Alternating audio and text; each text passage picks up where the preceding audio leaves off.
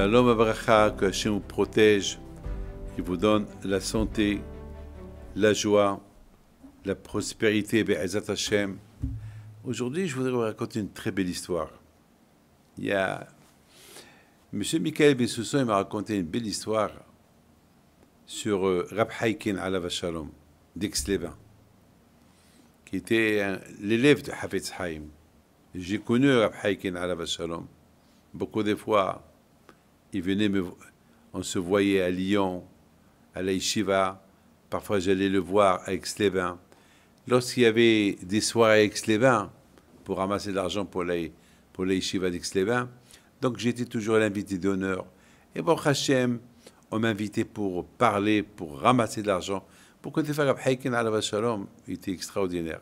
Il me disait, mais comment vous faites pour ramasser de l'argent? Comment vous faites pour parler aux gens? Il m'a dit, moi, je vais leur parler du matin au soir, je vais ramasser le quart, ce que vous avez ramassé. Comment vous faites? Je lui ai dit, Rab Haikin, ne vous dites pas ça, c'est... Votre tête, elle est dans la Torah. C'est pas... J'ai essayé de lui donner une réponse, mais j'ai pas... Vous avez jamais essayé, peut-être. Alors... Alav Shalom, beaucoup de fois, il passait dans les chambres pour voir est-ce que les élèves, ils dorment.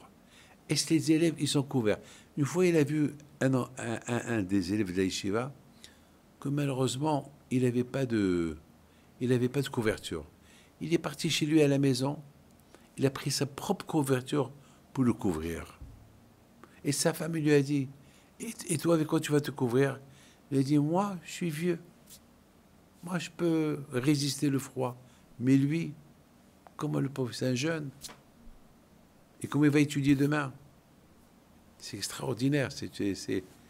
Alors, l'histoire qu'il m'a racontée, Michael Bessousson, m'a raconté qu'une fois, Rab Haikin Alav Shalom, il est venu à Lyon pour ramasser de l'argent. Il va chez son père. Et il dit à son père, Monsieur Marcel Bessousson, il lui dit, voilà, Rabbi...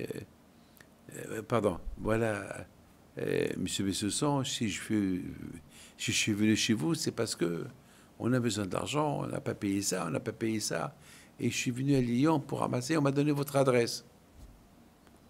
Alors Monsieur Bessousson lui dit, Rabbi, il ne fallait pas se déranger, voilà, je vais vous donner 10 000 francs. Ah, 10 000 francs, c'est beaucoup. Voilà, mais si vous voulez, je peux prendre le risque. Et ces 10 000 francs-là, je vais les rendre 50 000 francs ou 60 000 francs. Mais faites-moi confiance. Il a dit, je vous fais confiance. Faites ce que vous voulez.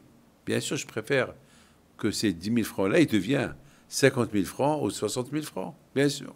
Alors avec ça, on va arranger tous nos problèmes. Et d'accord.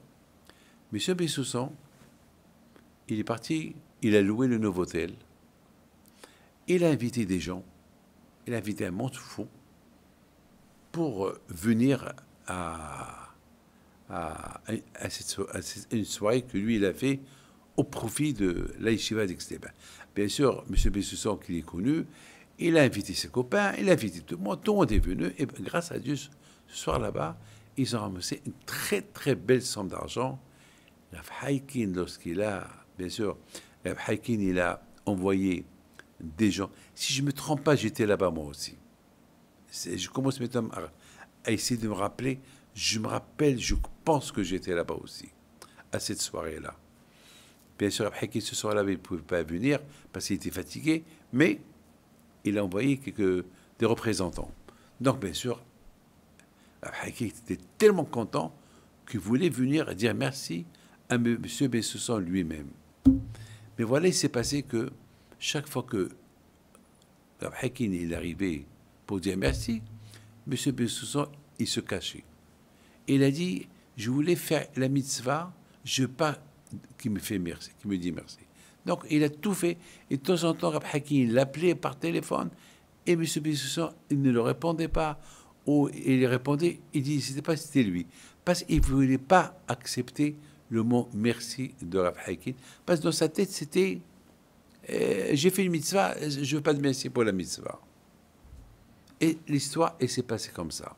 Entre-temps, Monsieur Bessusson, il est venu s'installer en Israël. Et un jour, il devait partir à Tel Aviv. Bon, je ne sais pas ce qui s'est passé. Il était obligé de passer par Bnei Brak. Et là, il y avait un monde fou. Un monde fou, il y avait un enterrement. Donc, toutes les voitures, ils étaient bloquées. Et puis, alors, M. Bessusson, il était un peu curieux. L'enterrement de qui? Ben, il a dit, il y avait un monde fou, des religieux, beaucoup de Hasidim, un monde fou.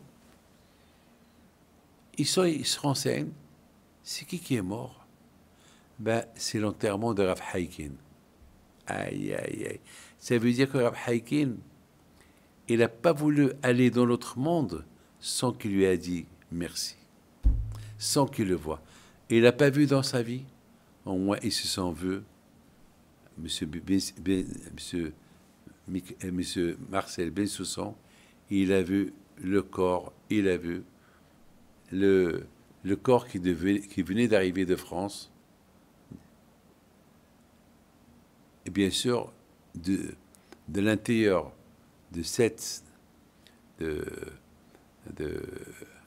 du cercueil, il y avait là-bas Rav Haikin qui va lui dire, Monsieur Bessusson, je ne t'ai pas dit merci dans ma vie, voilà, je te dis merci après ma mort. Regardez comment les tzadikim, entre nous, les tzadikim ne sont pas morts, ils sont des vivants. Mais regardez la grandeur. Quelqu'un qui, parce que lorsqu'on fait un service à quelqu'un, il faut être reconnaissant. Rav Haikin, alav shalom, il voulait être reconnaissant. Mais malheureusement, il n'a pas réussi à lui dire merci.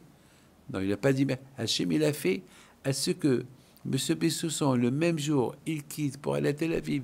Au lieu de rentrer à Tel Aviv, il passe par Bnei Brak. Et au moment de l'enterrement de Rav Haikin, ne me dites pas que c'est une histoire banale.